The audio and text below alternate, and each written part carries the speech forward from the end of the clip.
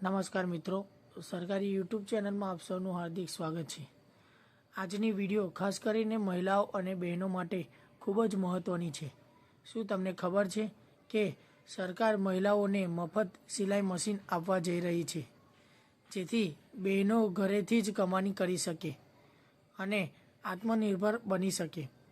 જો તમે અથવા તમારા ઘરની કોઈ મહિલા સિલાઈ કામ જાણે છે અથવા શીખવા માગે છે તો આ વિડીયો અંત સુધી જરૂર જોજો, કારણ કે આમાં હું તમને આપીશ યોજના શું છે, કોણ લાભ લઈ શકે, કેટલા રૂપિયા મળે, અરજી કેવી રીતે કરવી અને ખોટી માહિતી કેવી રીતે બચવું।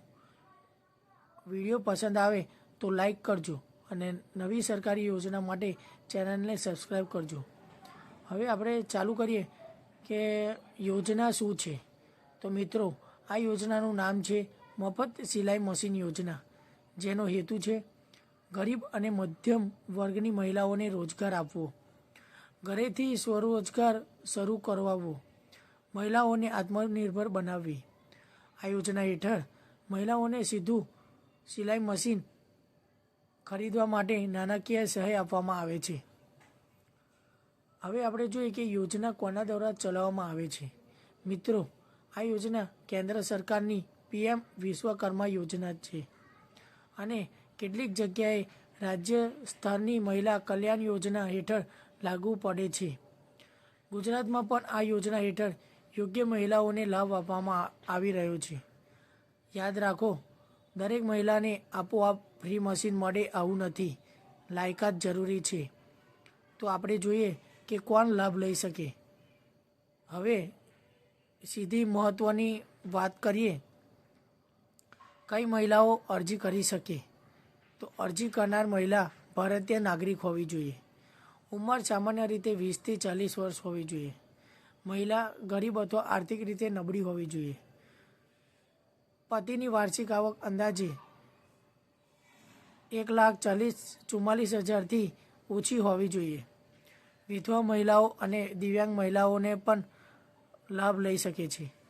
જો મહિલા સિલાઈ કામ જાણે છે અથવા શીખવા તૈયાર છે તો અરજી કરી શકાય છે।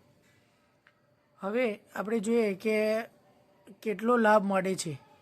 તો મિત્રો, આ યોજના હેઠળ કેટલીક જગ્યાએ સીધું સિલાઈ મશીન મફતમાં આપવામાં આવે છે અને કેટલીક જગ્યાએ 15,000 સુધીની નાણાકીય સહાય સીધા બેંક ખાતામાં આપવામાં આવે છે।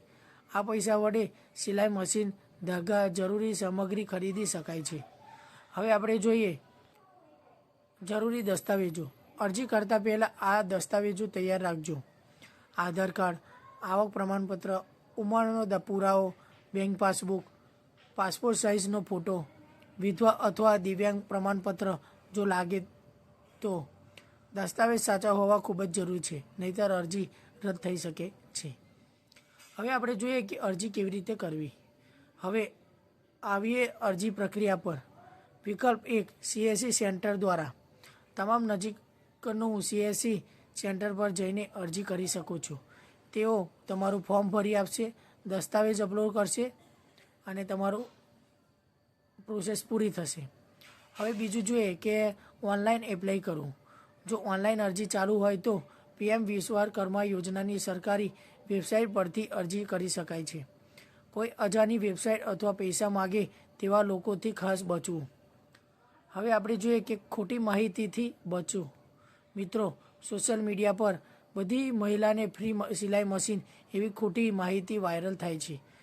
સરકાર ક્યારેય WhatsApp લિંકથી સીધી યોજના આપતી નથી।